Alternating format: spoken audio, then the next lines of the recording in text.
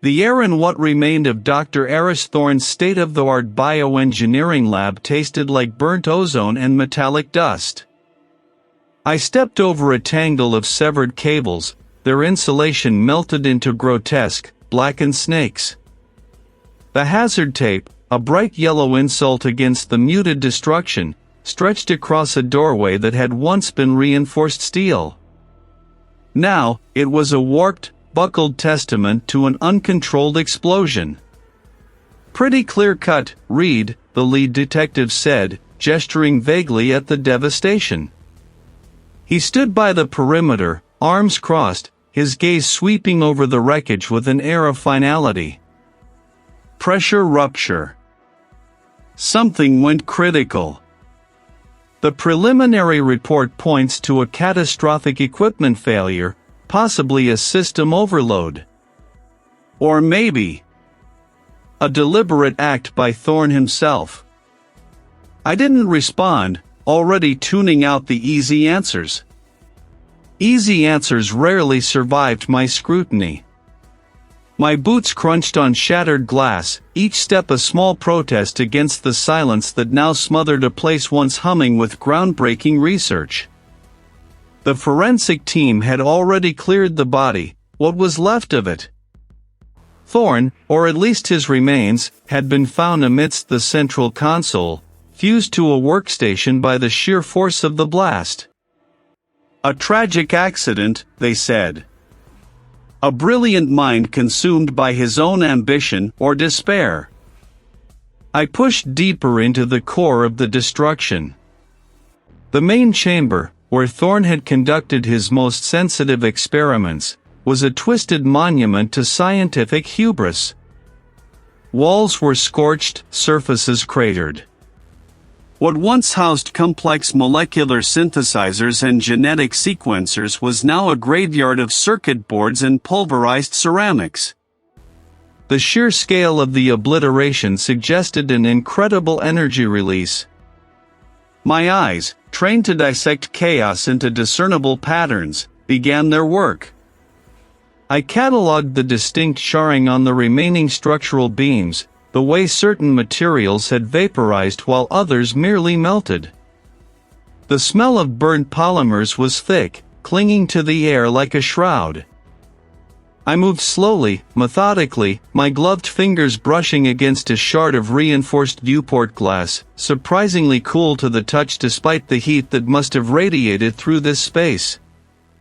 "Suicide or accident," the detective reiterated, his voice a low rumble from behind me. He was under immense pressure, apparently. His work was revolutionary, but also highly controversial. Could have just reached the breaking point. I paused at what had been the primary containment unit. Its heavy door, designed to withstand extreme conditions, had been ripped from its hinges and hurled across the room, embedding itself halfway into a concrete support column. The violence of it was staggering. Yet, the blast pattern, while widespread, seemed to originate from a very specific point within that chamber.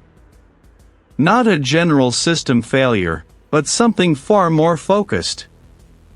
I knelt, ignoring the discomfort of the sharp debris.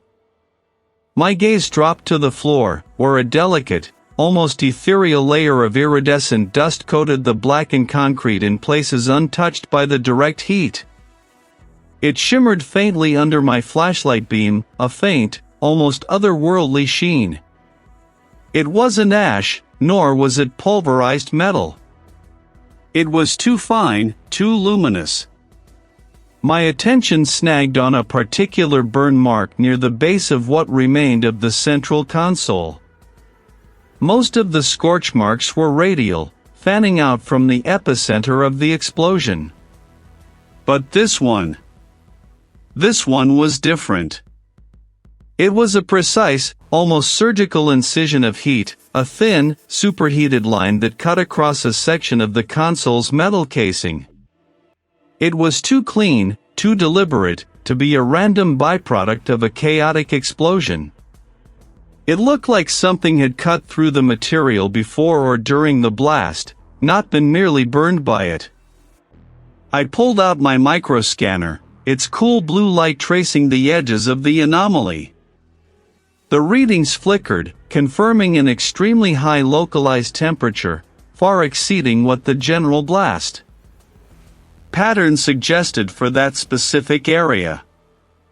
This wasn't just heat, it was focused heat. A laser, perhaps, but why? And how could such a precise mark exist amidst such widespread, uncontrolled destruction? The detective cleared his throat. Anything, Reed? Just tell me it's what we think it is, so we can wrap this up.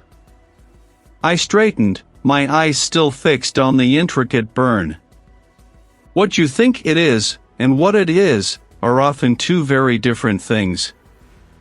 My voice was quiet, but it cut through the lingering tension in the air. This isn't just a pressure rupture, not entirely. And it's not just an accident.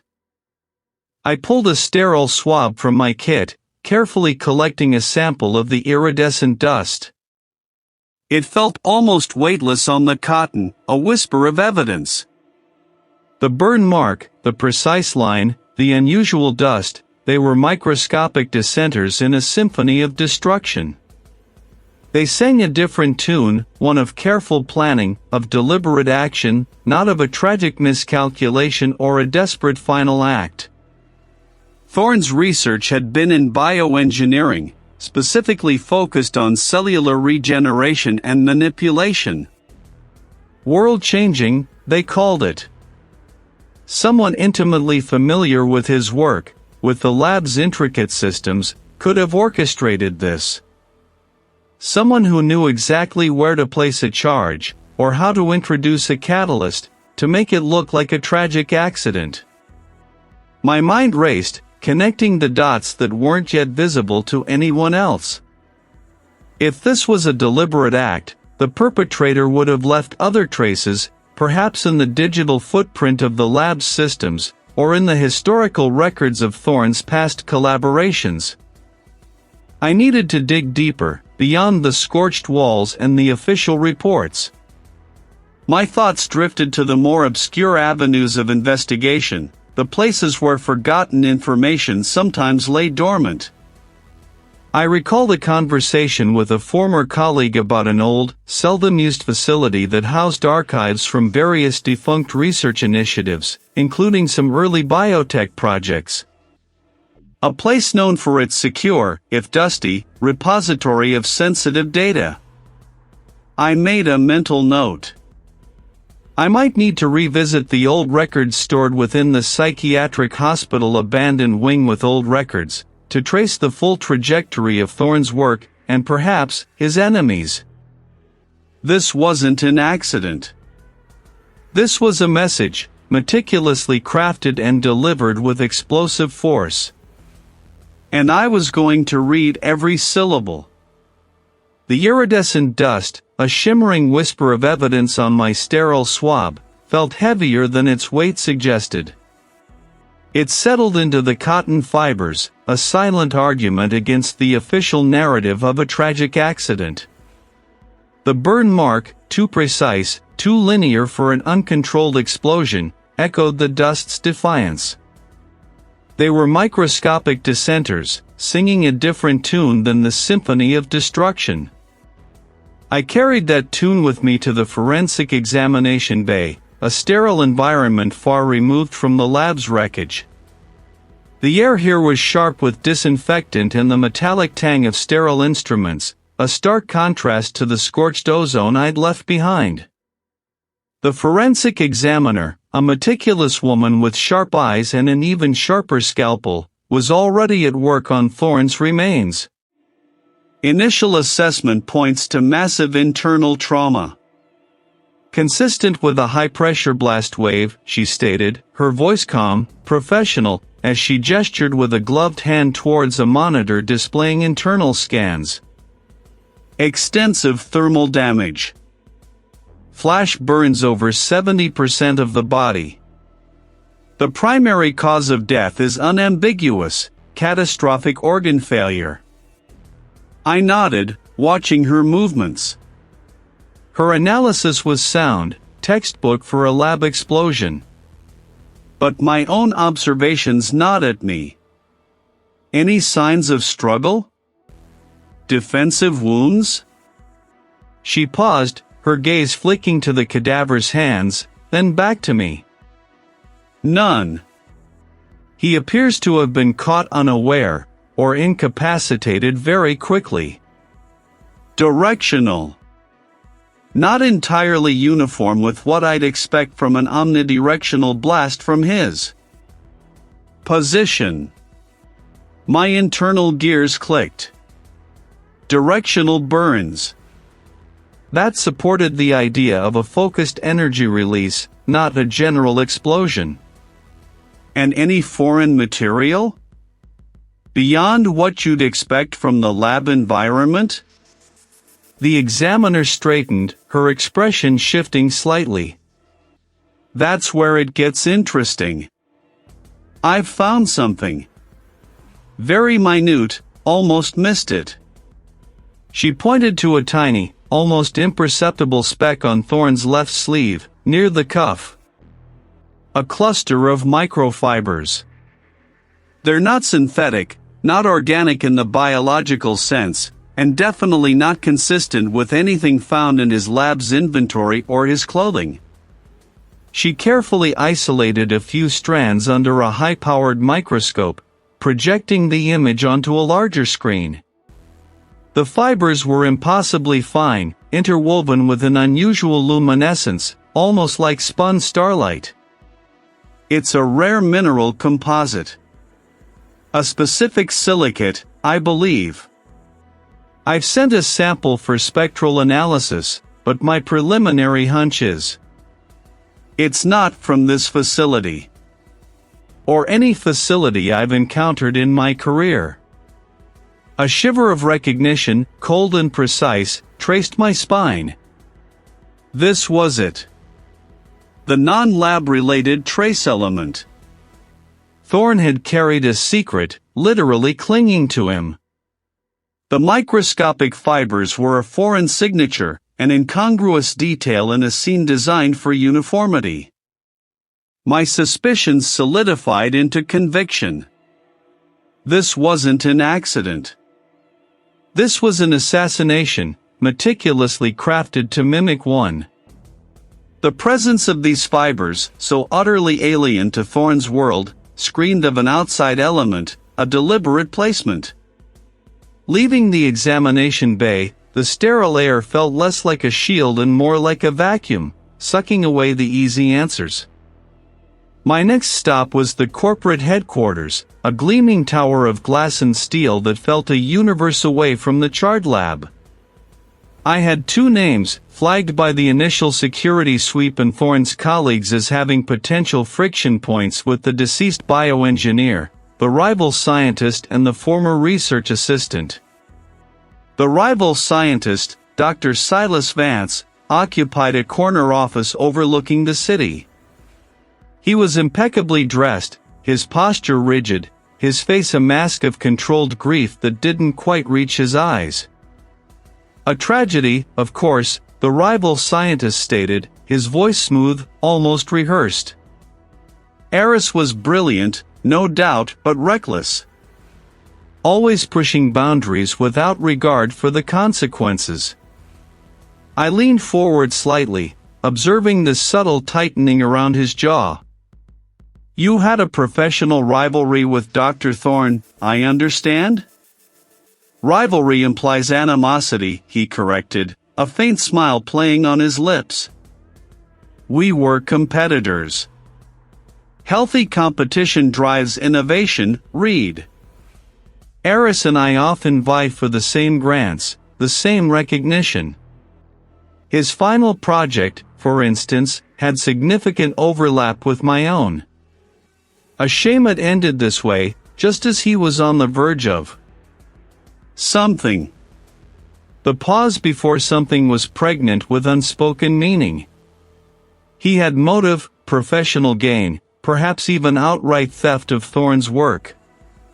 My next stop was a quiet cafe downtown, a neutral ground to meet the former research assistant. Maya, a young woman with tired eyes and a fierce intelligence, nursed a lukewarm coffee. Her grief felt more genuine, less performative than the rival scientists. "He was a genius," she began, her voice low. "But impossible. Demanding, secretive. He froze me out of the project 6 months ago, said I wasn't thinking innovatively enough. It was a lie. He just wanted to cut down his team, keep everything to himself." "You felt wronged?" I prompted gently. She snorted, a humorless sound. "Wronged? He took 3 years of my life, my intellectual contribution, and then discarded me like a broken beaker. I saw him a week ago, tried to talk to him about my severance, about proper credit for some earlier work. He barely looked at me, his hands clenched around the mug. He had enemies, Reed. Not just me. People he stepped on, people he dismissed. He made powerful people uncomfortable with his secrecy, his ambition. Do you know anything about a unique mineral composite? Something that might have been on him?" I asked, trying a long shot. She frowned, thinking. "Mineral? No. He was obsessed with organic compounds, gene sequencing, biosynthetics. Never heard him mention anything like that. Unless he was looking into something completely outside his usual scope. He did mention once, cryptically, that some old world knowledge might hold keys to his new world problems. Something about forgotten archives." She trailed off, shaking her head. "It was just a throwaway comment, a month or 2 back. Forgotten archives." The phrase echoed in my mind, a faint resonance with the unusual fibers. The unique silicate, the old world knowledge. It was a thread, tenuous but present. It was a long shot, but worth checking. The address led me away from the gleaming towers, to a forgotten corner of the city. A dilapidated structure, its windows boarded, its brickwork crumbling, stood against the bruised twilight sky. A faded sign, barely legible, still clung precariously above a rusted gate, "Psychiatric Hospital Abandoned Wing with Old Records." The air grew heavy with the scent of decay and damp earth. This was not where I expected to be. The rival scientist had motive, the former research assistant had motive and resentment. They painted a picture far more complex, far more sinister, than a simple professional dispute. Thorne's death wasn't just a murder, it was a carefully constructed deception, and the answers were hidden in plain sight, if I only knew where to look. And perhaps, where to dig. The phrase "forgotten archives" still hummed in my mind, a persistent echo from the lab. The silicate, the old world knowledge, it felt like a breadcrumb trail leading away from the sterile confines of modern science. My tablet guided me to the outskirts of the city, to a place the map simply labeled Psychiatric Hospital Abandoned Wing with Old Records. The structure loomed against a bruised sky, a skeletal edifice of cracked concrete and boarded windows. Rust streaked down the brickwork like dried tears, and the air hung heavy with the scent of damp earth and decay. A chill ran down my spine, not from the temperature, but from the oppressive silence that clung to the place. I found a weak point in the perimeter fence, a section of chain link torn away, and slipped through. The main entrance was sealed with heavy chains, but a side door, half-rotted, yielded with a groan that seemed to reverberate through the empty corridors. Inside, dust motes danced in the slivers of light piercing through grimy windows, illuminating a scene of forgotten lives. Peeling paint curled like ancient parchment from the walls. Overturned trolleys, rusted bed frames, and scattered files lay like the detritus of a forgotten storm. This wasn't a place for the living. I navigated the labyrinthine hallways, my footsteps crunching on debris, guided by the faint glow of my tactical flashlight. The old records section was deeper in, past what must have been communal areas and individual cells. The air grew colder, the silence more profound. When I finally found it, the room was a chaotic testament to neglect. Shelves, once overflowing, now sagged under mildewed binders and boxes spilling their contents. I pulled on a pair of gloves. My search was painstaking, sifting through decades of forgotten bureaucracy and personal tragedies. Most of it was irrelevant, the faded ink detailing mundane administrative notes or patient transfer forms. Then, tucked away in a brittle, leather-bound ledger marked Historical Acquisitions 1947 to 1958, I found it. An entry, handwritten in elegant script, detailed the acquisition of a small collection of pre-modern ethnobotanical texts and mineral samples donated by the Thorne family. Among the mineral samples, specifically listed, was a unique crystalline silicate, origin unknown, bearing unusual luminescence under specific spectrums. The description matched what I'd found in Thorne's lab. The forgotten archives weren't just a metaphor, they were real, and Thorne had clearly traced his family's obscure past to this very place. My mind raced. What had he found in those ethnobotanical texts? What was the true nature of this silicate? Gaining access to Thorne's secure network required a specific set of credentials, which I eventually acquired from a nervous corporate security chief. The lab's central server hummed with a low thrum as I connected my forensic workstation. I bypassed the standard user interface, diving directly into the raw data logs. Thorne's research was indeed groundbreaking, focusing on advanced genetic sequencing, a project codenamed Genesis, with sub-projects hinting at applications ranging from accelerated cellular regeneration to highly targeted pathogen development. The stakes were immense, blurring the lines between global health and bioweaponry.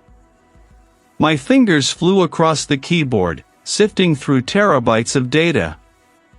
It didn't take long for me to hit a wall. Or rather, a series of walls. Files related to Genesis Delta, a highly restricted subproject, were unusually structured.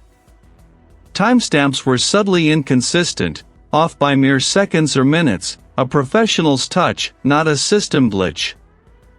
Encryption layers were complex, but beneath them, I detected the digital ghosts of deleted files, fragments of data that screamed data manipulation. Someone had attempted a sophisticated wipe, not just of Genesis Delta files, but also of specific communication logs and external access records. The wipe wasn't complete, the ghost data was enough to confirm a deliberate act, a meticulous effort to erase tracks. My gut tightened. This wasn't an accident. This was an orchestrated cover-up, either by Thorne himself or by an external party who had intimate knowledge of his network and his work. He was the closest to him, privy to his daily routines, his moods, perhaps even his secrets. I found her in the administrative office, hunched over a terminal, her shoulders drawn tight. She flinched when I spoke her name. "Maya, I need a moment of your time," I said, my voice calm. She nodded, avoiding my gaze, her fingers still hovering over the keyboard. "Of course, investigator." Her voice was thin, strained.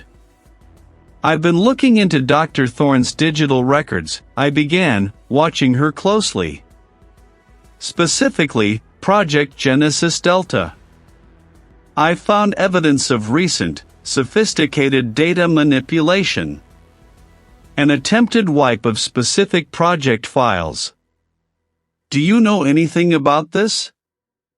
Her hands clenched in her lap. She shook her head, a barely perceptible movement. I don't touch his project files. He was very particular about those. Very secure. Was he paranoid about security? I pressed. Did he ever mention anyone trying to access his work, or express fear about his research being compromised? Maya finally looked up, her eyes wide, glistening with unshed tears. He changed, Investigator Reed. In the last few months. He was always meticulous, yes, but it became more than that. He'd check the locks 3 times, sweep the lab for listening devices. He started encrypting everything, even his personal notes. He said they were watching. That his work was too important, too dangerous, for the wrong hands. Who were they? I asked, leaning forward slightly. She shook her head again, burying her face in her hands. He never said. Just they. He was so secretive, especially about Genesis Delta. He wouldn't even let me near the data streams for that one. Said it was too sensitive. He was scared, Investigator Reed. Thorne's paranoia, the old world silicate, the meticulously manipulated data. It all coalesced into a disturbing image. It was a carefully orchestrated elimination, and Thorne knew it was coming. The killer wasn't just after his life, they were after his secrets, and they had gone to extraordinary lengths to bury them. And Maya's fear, so palpable, suggested the danger was far from over. The air in the temporary lab hummed with the low thrum of the mass spectrometer. I leaned over the console, the faint scent of ozone clinging to the sterile environment. My colleague, the lead analyst, adjusted a dial, his brow furrowed in concentration.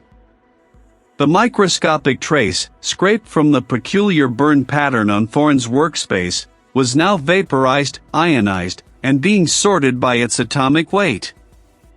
This wasn't just about finding what was there, it was about finding what shouldn't be there. Running the full spectrum now, Reed, the analyst murmured, his eyes fixed on the display.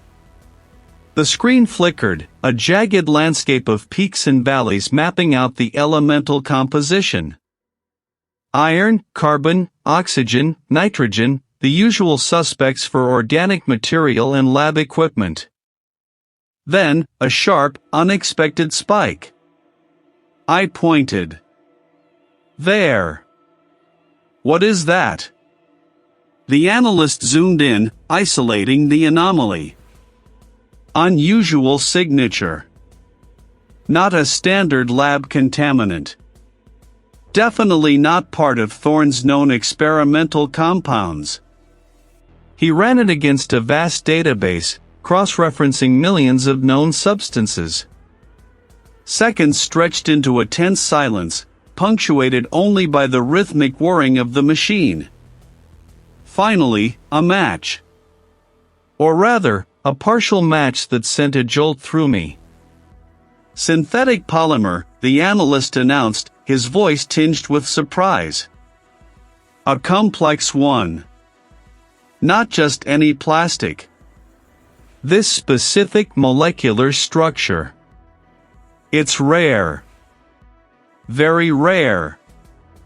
I leaned closer, studying the intricate diagram on the screen. Where would we find something like this? High-end industrial applications, he replied, scrolling through the database's associated notes. Specialized coatings, advanced composites. used in sectors requiring extreme durability, heat resistance, specific conductive properties. Think aerospace, specialized manufacturing, or advanced research infrastructure. He paused, looking at me. This isn't something you'd find in an everyday lab supply cabinet, or even most high-security facilities, unless they're working with very specific, cutting-edge materials. The pieces clicked into place, rearranging the entire puzzle. Thorne's paranoia, the manipulated data, the old-world silicate, it all pointed to a deliberate act. And now, this polymer. It wasn't a lab accident. It wasn't suicide. The unique polymer shifted the focus entirely. Academic rivals, personal vendettas, they felt too small, too petty for this level of sophistication. This pointed to something bigger, something corporate. Something with the resources to develop and utilize such specialized materials. My mind immediately went to the primary corporate entity funding Thorne's groundbreaking research, Omnicorp. They had the means, the motive, and certainly the technical expertise to handle such a polymer. I left the lab, the analyst's words echoing in my head. The trail was no longer faint, it was a clear, albeit winding, path directly to Omnicorp's polished doors. The Omnicorp regional headquarters was a monument to glass and steel, towering over the city. Inside, the lobby was a symphony of hushed efficiency and expensive finishes. I waited for the liaison, a corporate representative assigned to Thorne's project, the one who had facilitated much of the funding and supply chains. When the liaison appeared, he moved with an almost practiced smoothness. He was impeccably dressed, his smile a little too wide, his handshake firm but fleeting. "Reed, a pleasure to see you again, though I wish it were under happier circumstances." His voice was modulated, calm, almost soothing. We moved to a small, windowless conference room. I laid out a small, sealed evidence bag containing a sample of the polymer. "We've identified a unique synthetic polymer at the scene," I began, watching his face for any flicker of recognition. "It's a rare compound, used in highly specialized industrial applications. Given Omnicorp's involvement in Thorne's project, particularly with advanced materials, I need to know if this polymer is part of any supplies or equipment provided by your organization." The liaison picked up the bag. Turning it over in his manicured fingers, his expression carefully neutral. "A polymer, you say? Interesting." Dr. Thorne had many unique requirements, of course. His work was, shall we say, beyond the conventional. He set the bag down, meeting my gaze. To my knowledge, Omnicorp did not supply any materials matching that description directly to Dr. Thorne's lab. Our involvement was primarily financial and logistical, ensuring his facility met compliance standards and that general-purpose scientific equipment was procured efficiently. "General-purpose equipment wouldn't involve this," I pressed. "This is a specific, high-performance material. Are there any other Omnicorp divisions or subsidiaries that might utilize such a polymer? Perhaps in their own R&D, or in manufacturing processes that could have had an indirect connection to Thorne's work?" He paused, a beat too long. His smile, though still present, tightened imperceptibly. "Omnicorp is a vast entity, Reed. We have hundreds of research initiatives, countless manufacturing lines. Pinpointing one specific polymer across all our global operations would be a monumental task." However, he leaned forward, his voice dropping slightly, "I assure you, Omnicorp is fully committed to cooperating with your investigation. We valued Dr. Thorne's genius immensely. Anything we can do to assist, we will. Just tell us what you need." His eagerness to cooperate felt overdone, almost performative. It was the kind of immediate, unqualified assistance that raised more questions than it answered. He wasn't just being cooperative, he was being too cooperative. It was a deflection, a way to appear helpful while actually offering very little concrete information.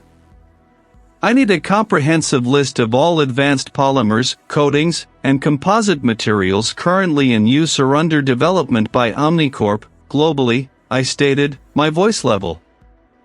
"And a detailed inventory of all materials supplied to Thorne's lab, regardless of whether they were considered general purpose or not."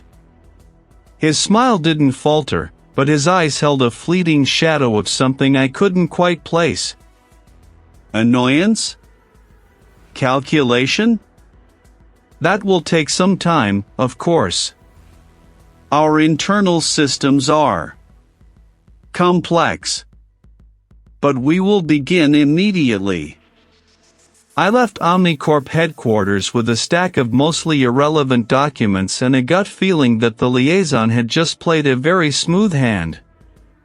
The polymer was the key, I was sure of it. And Omnicorp, with its evasive representative and its vast, impenetrable corporate structure, was now squarely in my sights. The web of connections was just beginning to reveal itself, and it felt far more intricate, and far more dangerous, than I had initially imagined. The polymer was a ghost, a whisper in the data, yet its presence at Thorne's lab was undeniable. Omnicorp's liaison had been too smooth, too practiced in his evasions. My focus narrowed, drawing a line between the material and the corporate giant. I spent days poring over every document, every schematics diagram, every environmental report Omnicorp had begrudgingly released. Nothing on the polymer, not a single mention in any official capacity. It was as if the material didn't exist, which only strengthened my conviction that it was the linchpin. I was crossing the street, mind still wrestling with a particularly dense patent application, when the roar of an engine ripped through the afternoon quiet. A black sedan, tinted windows reflecting the gray sky, surged from a side alley, its front bumper a blur heading directly for me.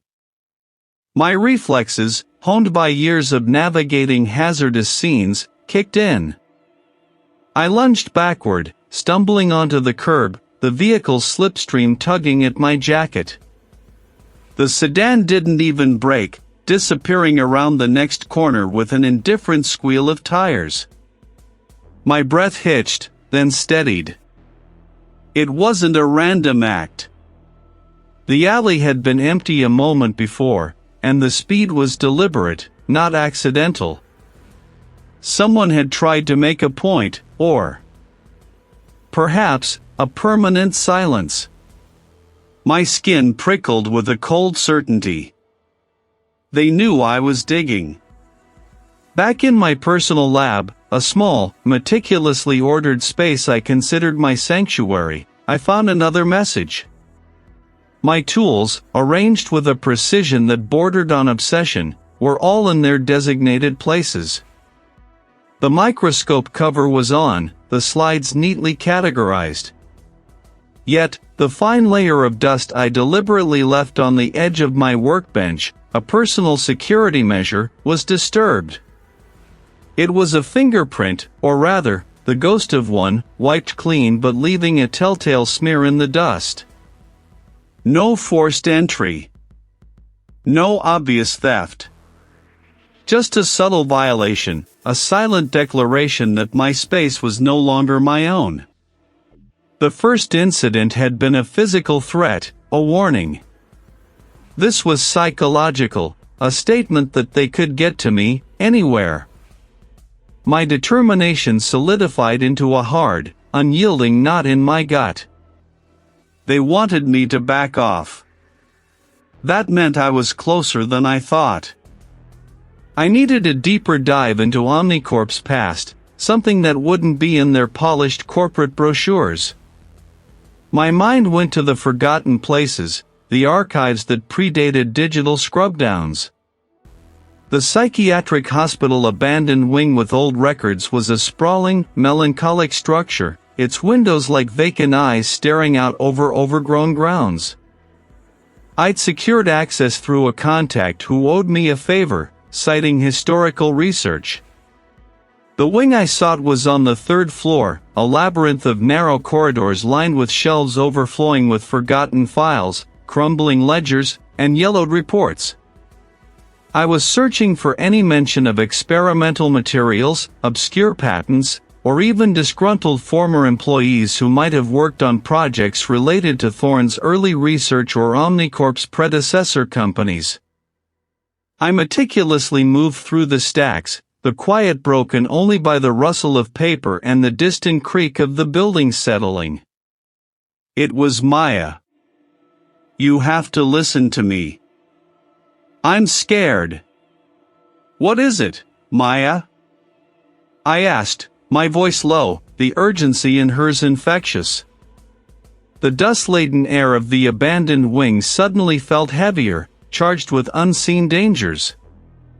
"It's about the lab," she stammered, "Thorne's lab. After he died. Before everything was sealed off. I saw someone." My hand tightened around the phone. "Who, Maya? What did you see?" "Not who, Reed, I don't know who. I was still working late sometimes, just trying to finish up my own project, you know? And I saw him. A man. He wasn't one of Thorne's usual associates. He was in the main lab. After hours. Twice." Her voice cracked. "He had a key card. Not a standard one. It was black, with a silver stripe. I thought nothing of it then, maybe a visiting researcher, but I never saw him during the day.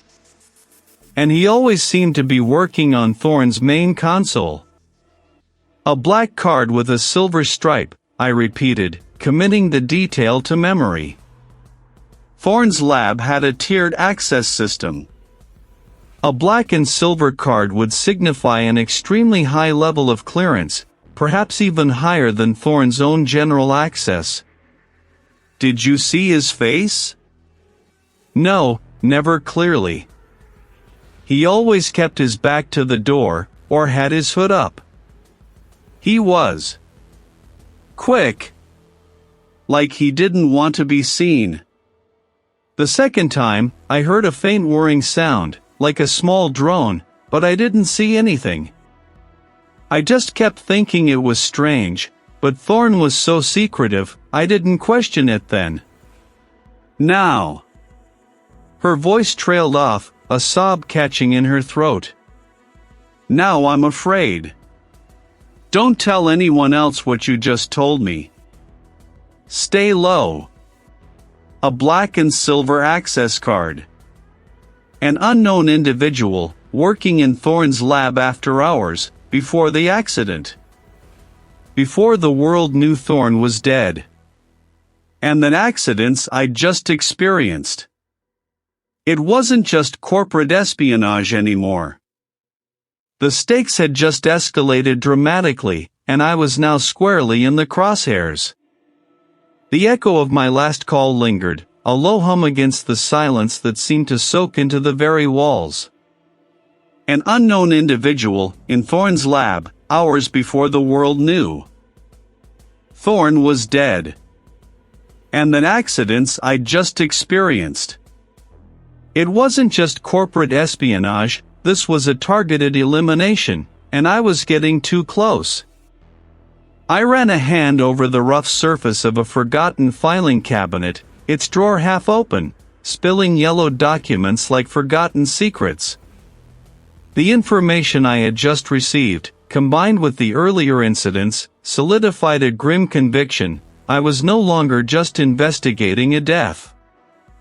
I was unraveling a deliberate act of engineering, not just of a lab, but of an entire narrative. The killer hadn't just murdered Thorne, they had meticulously crafted an illusion of an accident, and they were willing to silence anyone who threatened to expose it. My focus narrowed. The lab. That was where the truth lay, buried under layers of fabricated chaos. Back at the temporary forensic workstation set up within the secure perimeter of the research complex, I immersed myself in the labyrinthine digital records of Thorne's lab. The screen glowed with a mosaic of data logs, environmental controls, power fluctuations, access timestamps, equipment diagnostics. I bypassed standard security protocols, delving into the raw data streams, looking for the faintest ripple in the digital ocean that didn't belong. The lab's bespoke environmental control system was a beast of complexity, designed by Thorne himself to maintain precise atmospheric conditions for his sensitive experiments. I scrolled through weeks of atmospheric readings, oxygen levels, inert gas concentrations, particulate matter counts. For days leading up to the incident, everything was within Thorne's stringent parameters. Then, a subtle anomaly flickered into view. At 2:17 a.m. on the night of Thorne's death, a brief, almost imperceptible drop in the ambient oxygen level registered, followed by a compensatory spike in nitrogen. It lasted only 11 seconds, a blink in the system's operational history, but it was there. Too short to trigger an alarm, too precise to be random. A ghost in the machine. Then, just before the catastrophic event, another, more significant drop, sustained for several minutes, coupled with a surge in a specific inert gas mixture Thorne used for his most volatile reactions. This wasn't a malfunction, this was a sequence. I cross-referenced the environmental data with the equipment logs. Thorne's primary bioreactor, a custom-built unit, showed an unexpected activation cycle at 2:20 a.m. Its internal pressure began to climb, not as part of a scheduled experiment, but as an isolated event. The system registered it as an internal anomaly, quickly self-correcting, but the initial pressure spike was undeniable. Then, at 2:25 a.m., a secondary containment field emitter, typically used for plasma stabilization, showed a brief, high-energy discharge. Again, quickly mitigated by the system. My gaze snapped from the screen to the holographic reconstruction of the lab, a ghostly blue wireframe shimmering in the center of the room. I mentally overlaid the digital data onto the physical space. The burn pattern I'd found on the workbench, the one that initially seemed like an accidental scorch from an overloaded circuit, now made terrifying sense. And the microscopic trace, a unique metallic residue, matched the internal components of Thorne's bioreactor, suggesting a controlled breach, not an explosion. The initial, brief oxygen drop and nitrogen spike, a subtle preconditioning of the lab's atmosphere, likely a test run or a calibration for the main event. Then, the sustained atmospheric manipulation, creating an environment primed for a volatile reaction. Simultaneously, the remote activation of the bioreactor, escalating its internal pressure beyond safe limits. Finally, the precise, high-energy discharge from the containment field emitter, aimed not at containing, but at triggering a controlled, localized rupture within the already compromised bioreactor. The resulting chain reaction would have been instantaneous, violent, and utterly convincing as a lab accident. The specific inert gas mixture would have masked the true cause, making it appear as a reaction gone awry, rather than an intentional weaponization of Thorne's own equipment. This wasn't a random act of violence, nor was it a desperate suicide. This was a masterclass in forensic misdirection. The killer hadn't simply destroyed the lab, they had played it, orchestrating a fatal symphony of systems and elements. They knew Thorne's specific protocols, his custom-built equipment, the precise tolerances of his experiments, and the intricate dance of his environmental controls. The tension in the room thickened, a palpable weight. The accidents I'd faced were no longer mere threats, they were the desperate, violent acts of a killer terrified of being unmasked. The dust in the abandoned wing of the old institution, where forgotten records gathered dust, felt heavier than usual, each particle a tiny anchor trying to hold me in place. A black and silver access card. An unknown eye. I turned the card over in my palm, the smooth plastic cool against my skin. It wasn't just a key, it was a fragment of Thorne's final moments, a piece of his escape plan, or perhaps, his last defiant act. The complexity of the murder method had been gnawing at me. The precise calibration of the explosion, the specific type of chemical residue, the way it had been designed to mimic an accident while meticulously destroying certain data, it screamed of a motive beyond simple theft. If someone just wanted Thorne's groundbreaking research, they would have stolen the data, not incinerated the source and the man. No, this felt different. This felt like erasure. I walked deeper into the labyrinth of forgotten files, the shelves groaning under the weight of decades of forgotten lives and bureaucratic minutiae. My boots crunched softly on scattered paper. The air was thick with the scent of aged cellulose and something else, something metallic and faintly acrid that clung to the air ducts. I stopped at a row of filing cabinets, their drawers half open, spilling yellow documents like forgotten secrets. My mind raced, connecting the fragments. Thorne was brilliant, yes, but he was also a man of profound conviction.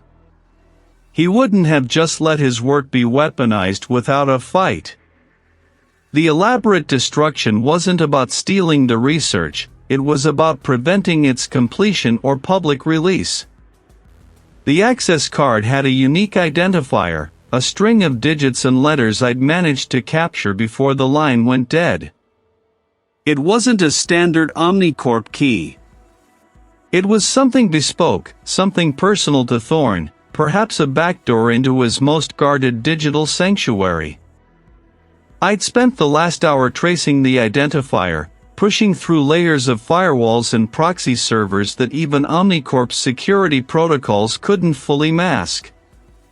It led to a dormant server, deep within a secure cloud network, a server that only Thorne could have set up. The system was robust, designed to repel. But I wasn't trying to break in, not exactly. I was using the key Thorne had left.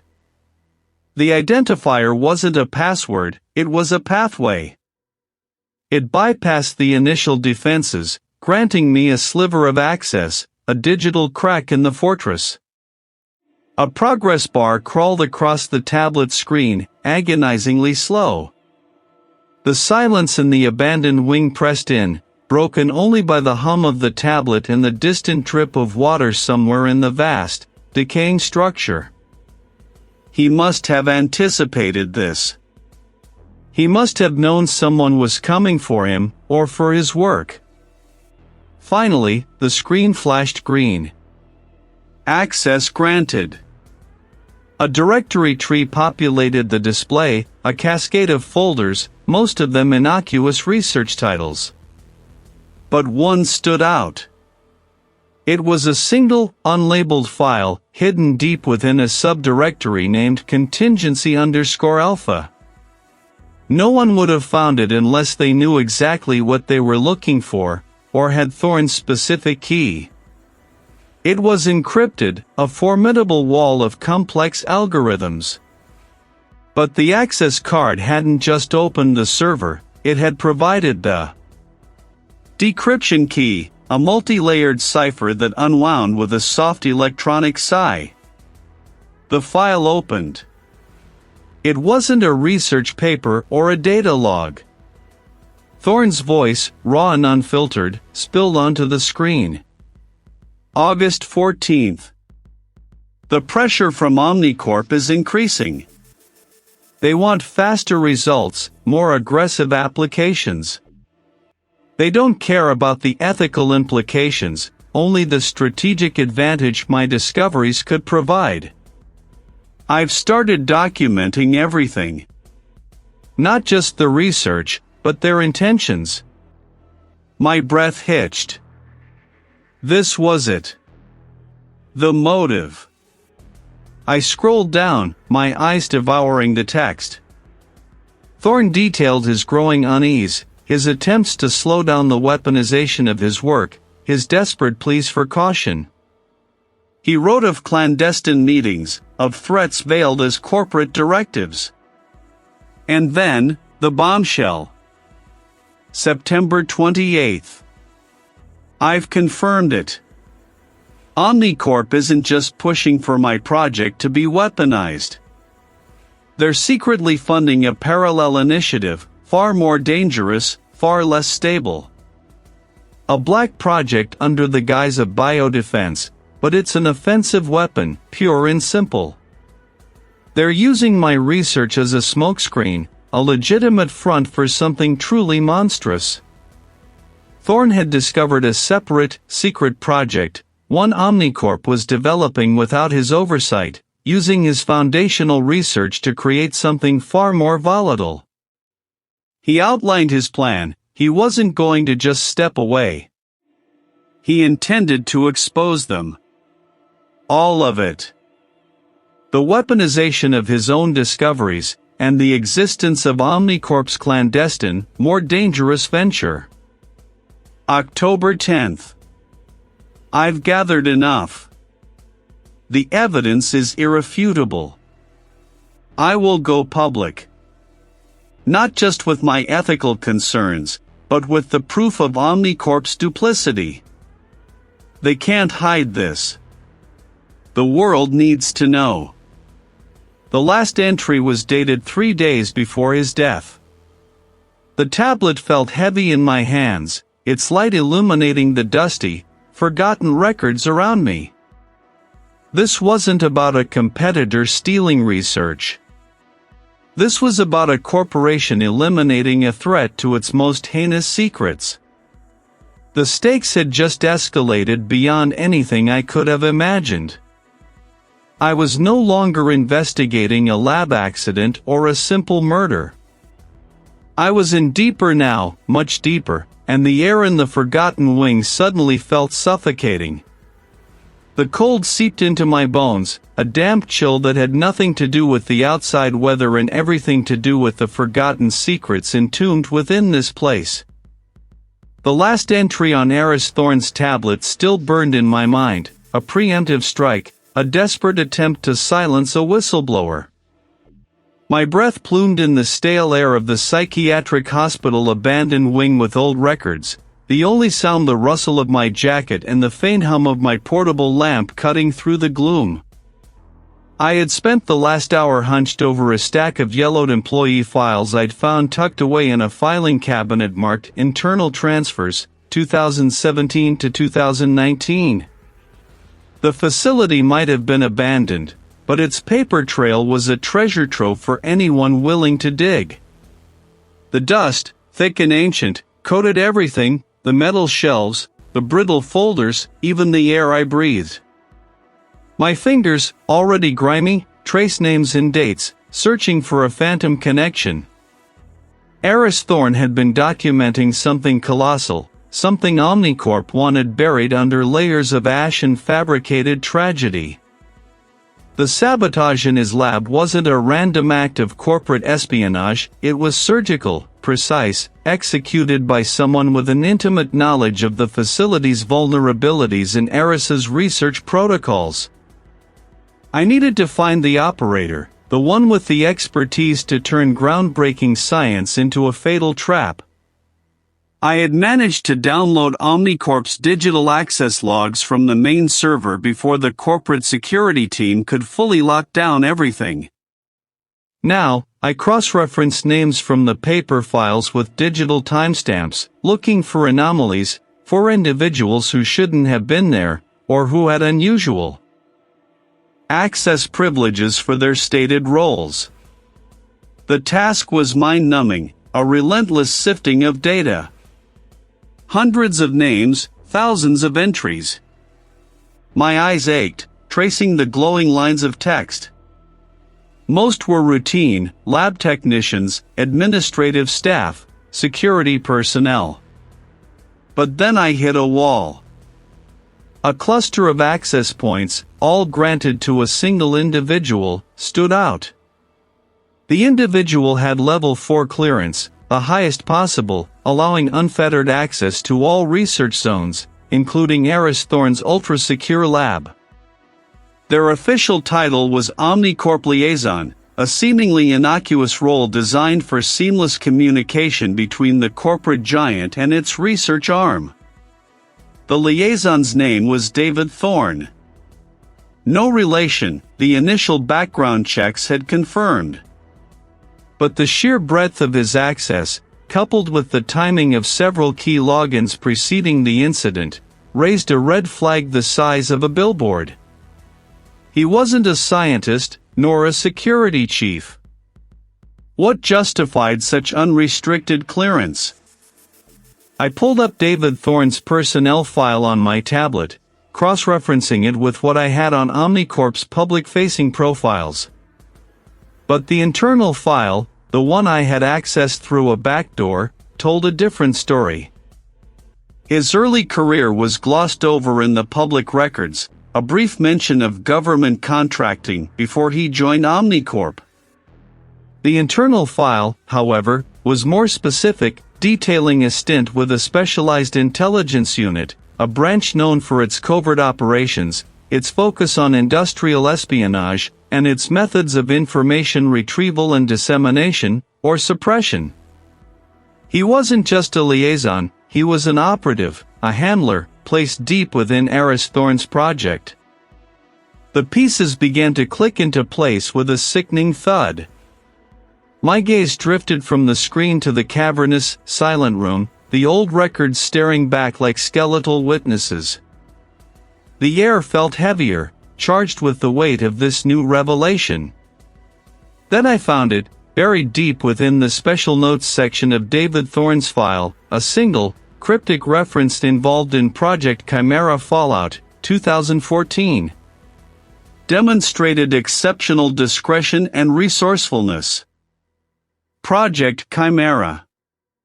It was an infamous scandal from years ago, a case involving the theft of advanced bioengineering intellectual property from a rival research firm, a project that had mysteriously disappeared from public discourse almost as quickly as it had emerged. The official narrative had been an internal breach, a rogue scientist. David Thorne wasn't just an Omnicorp liaison, he was a specialist in acquiring, securing, and, if necessary, eliminating threats related to sensitive intellectual property. He had the technical skills from his covert background, the unparalleled access to Aris Thorne's lab, and now, a clear motive rooted in a history of protecting Omnicorp's most valuable assets. Aris Thorne's whistleblower data would have exposed Omnicorp on a global scale, linking them to unethical practices, perhaps even illegal ones.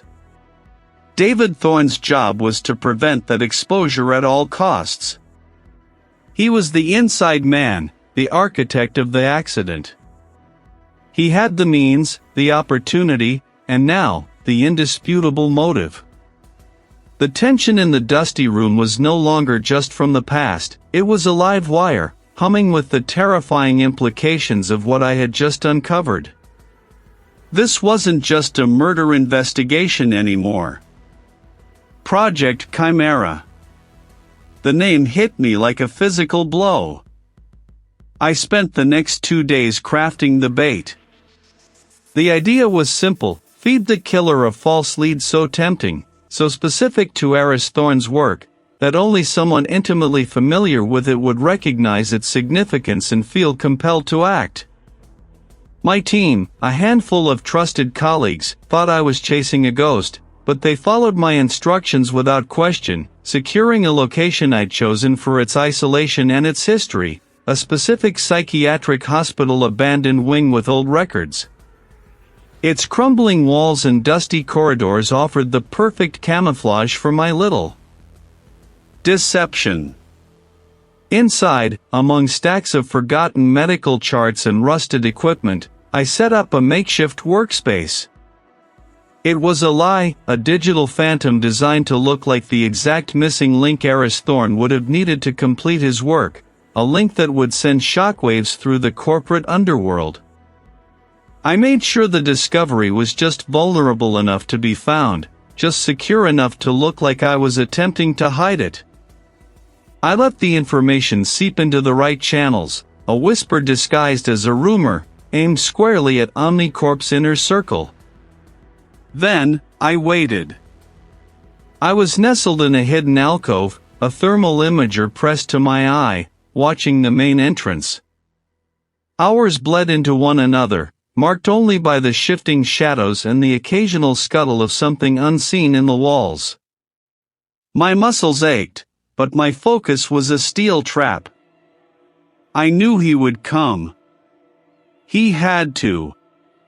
The stakes were too high for him to ignore a potential resurrection of Project Chimera. It was the brother, Aris Thorne's own kin, slipping through the decrepit doorway like a ghost returning to haunt its past. He moved directly towards my fabricated workstation, his steps deliberate, his eyes scanning for any sign of my presence. He was good. Too good to be just a concerned relative. I let him work. He bypassed the rudimentary locks I'd placed, his fingers deft, almost surgical. He plugged a device into my breakthrough drive, his intent clear: not to steal, but to corrupt, to erase, to ensure this phantom discovery never saw the light of day. This wasn't the act of a panicked amateur, it was the precise, calculated move of a professional saboteur. Having trouble with the data, are we? I asked, my voice cutting through the stillness like a shard of glass. The brother froze, his head snapping up. The flashlight beam swung wildly before settling on me, silhouetted against a broken window. Why it needed to disappear. I held up a small, clear evidence bag. Inside, a microscopic fleck of polymer gleamed. This trace polymer, found at the scene of your brother's lab, matches the samples I collected from the accidents that almost took my life, and from the residue left on the device used to disable the lab's safety protocols. His jaw tightened. He didn't deny it. He couldn't. Even fewer knew how to weaponize.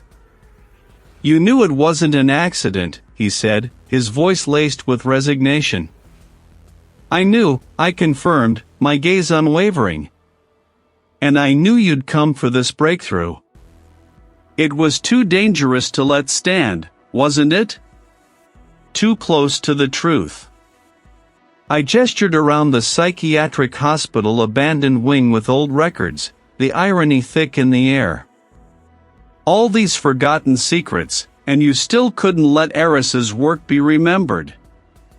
He dropped the device he was holding, the clatter echoing loudly. His shoulders slumped. The mask of control shattered, revealing the weight of his guilt. It wasn't my choice, Reed. Not entirely. Then whose? I pressed, stepping closer, closing the distance between us. The tension in the room was a living thing, tightening around us both. Omnicorp? Project Chimera wasn't just about stolen IP, was it? He discovered their true objective. They weren't just researching advanced bioengineering for medical applications. They were developing a bioweapon, a highly specific, highly potent agent. Project Chimera was the foundation for it. My stomach clenched. A bioweapon. It was worse than I'd imagined. Aris threatened to expose them, the corporate operative continued, the words tumbling out now, a confession born of defeat. He had compiled irrefutable evidence. He was going to leak it, ruin them. They couldn't allow that. They tasked me. My role was to neutralize the threat. They promised to protect me, to ensure our family was taken care of. He choked on the last words, the true cost of his actions finally crushing him. He was my brother, Reed. My own brother. The game was over. The distant wail of a siren had grown from a phantom whisper to a guttural roar, slicing through the suffocating quiet. It was the sound of the world catching up, of consequences arriving. His eyes, though, flickered towards me for a fraction of a second, a glint of something cold and utterly devoid of remorse. It wasn't anger I saw, but a chilling resignation, as if he'd simply lost a game he'd expected to win. The detective leading the arrest offered me a curt nod, a silent acknowledgement of the meticulous work that had brought them to this point. The subsequent hours blurred into a whirlwind of official statements, evidence collection, and the relentless hum of forensic teams dissecting the scene anew. Omnicorp's gleaming facade began to crack under the weight of the revelations. News crews, alerted by anonymous leaks, likely from within the corporation itself, desperate to distance themselves, swarmed the perimeter, their bright lights cutting through the pre-dawn gloom. The names of high-ranking executives, once untouchable, began to circulate in hushed tones, then on blaring headlines. The company's legal counsel, a sharp-suited woman with eyes like chipped ice, arrived with a phalanx of junior lawyers, their faces grim. The conspiracy was unraveling, piece by agonizing piece, a tangled web of ambition, greed, and a shocking disregard for human life. My initial findings, once met with skepticism, were now the bedrock of a burgeoning scandal. I felt a profound weariness settle into my bones, a heavy cloak after the adrenaline had drained away. The satisfaction of justice, however, was tempered by a gnawing unease. David Thorne's apprehension felt like merely the first ripple in a much larger pond. Dr. Aris Thorne's research, the very heart of this tragedy, still pulsed with an untold power, a potential that dwarfed the corporate maneuvering I'd just exposed. I kept returning to a sequence of numbers and letters I'd found scrawled on a hidden note in Aris Thorne's personal journal, tucked away beneath his lab bench. It wasn't a formula, nor a date, nor a code I recognized from any of his research. It was too abstract, too personal. The official narrative would focus on David Thorne's motive, control of his brother's legacy, the jealousy, the financial gain. But Aris Thorne was a man of profound foresight. He wouldn't have left himself entirely vulnerable. My intuition screamed that there was more to his contingency plan than just a hidden journal. It didn't fit with anything I'd found in the lab, or in his personal effects.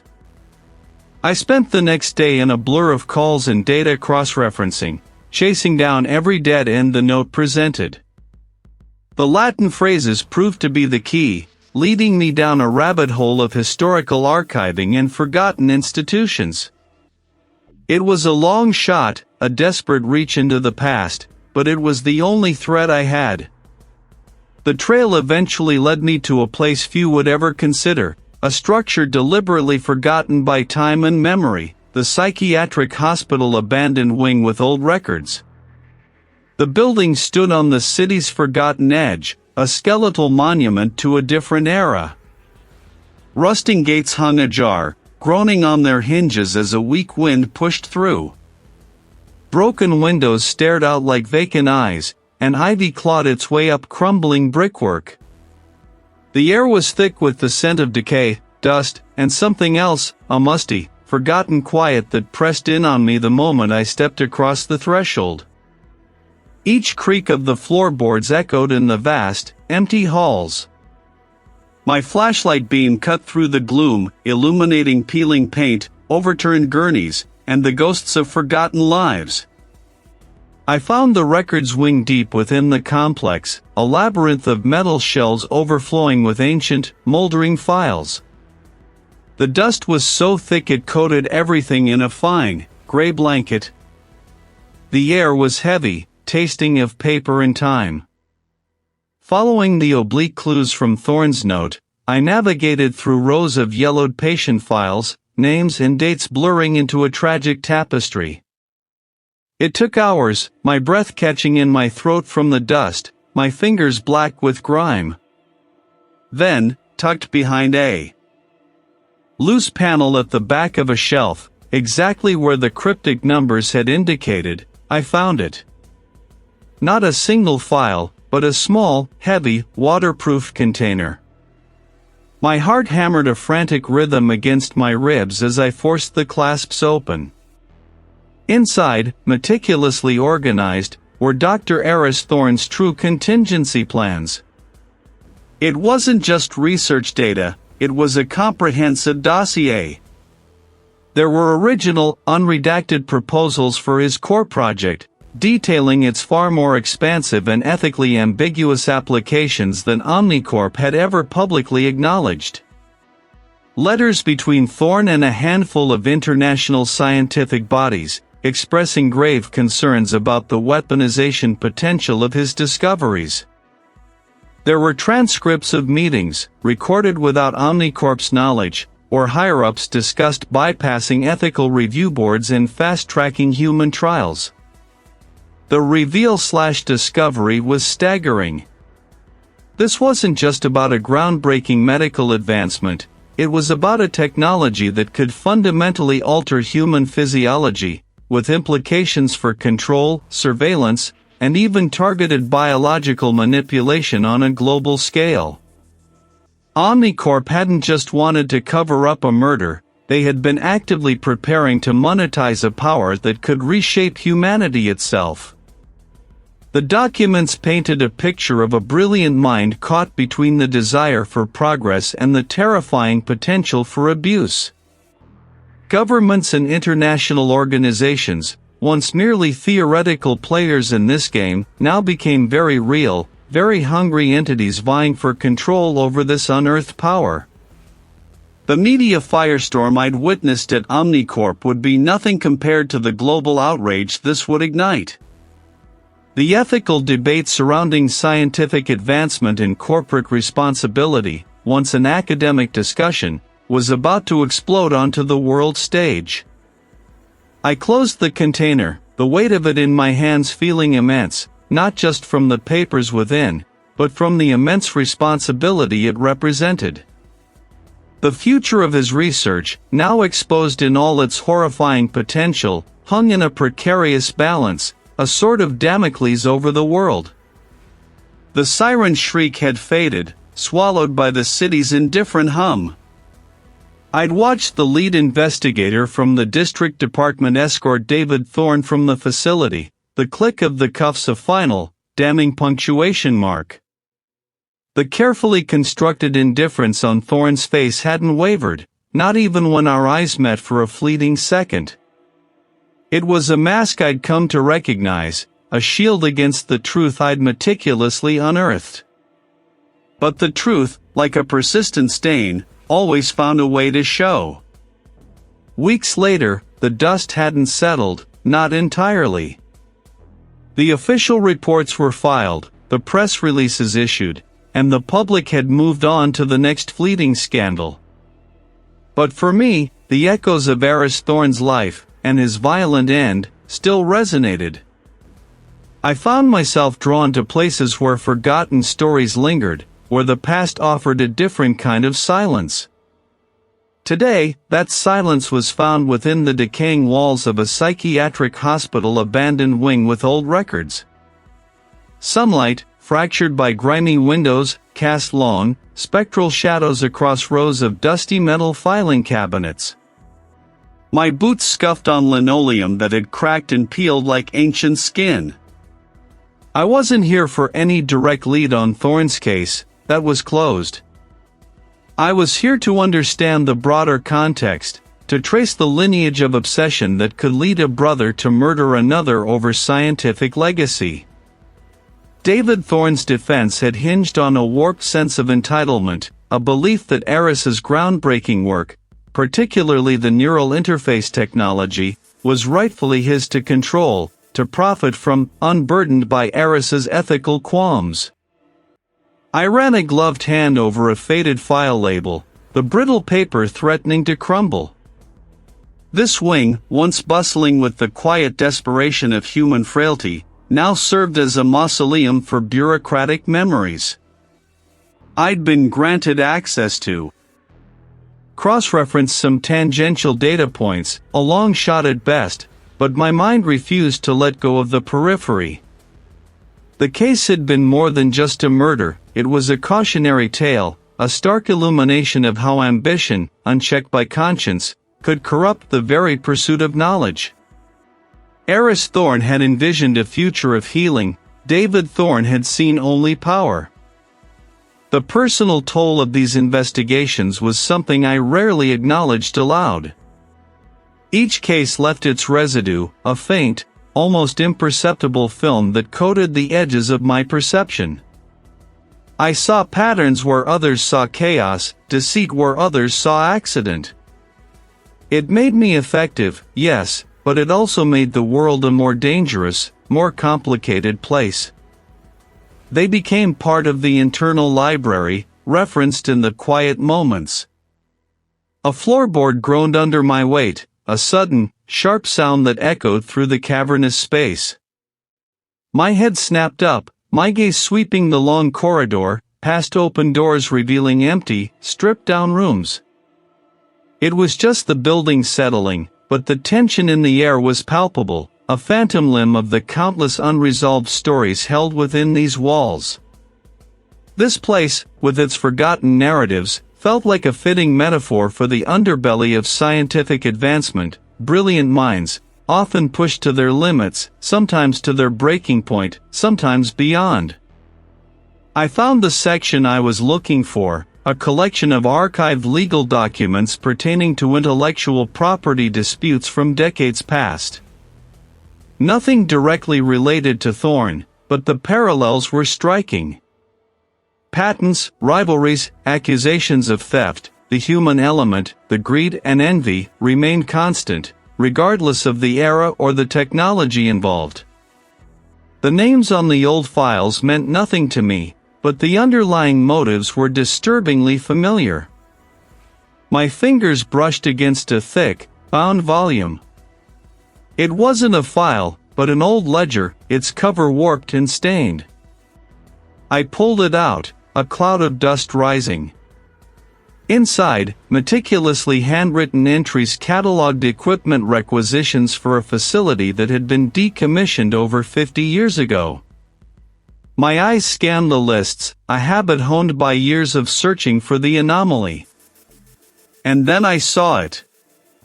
A series of entries, dated just before the facility's closure, for specialized optical equipment, components that shouldn't have been there, not for a building of this type, not at that time. The entries were signed by a name I didn't recognize, but the details of the requisition were precise, almost obsessively so. But a flicker of something, a nascent curiosity, sparked within me.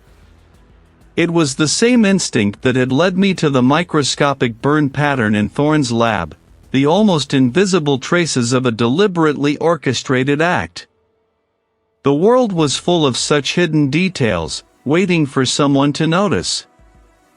Thorne's case was closed. Justice, in its imperfect form, had been served.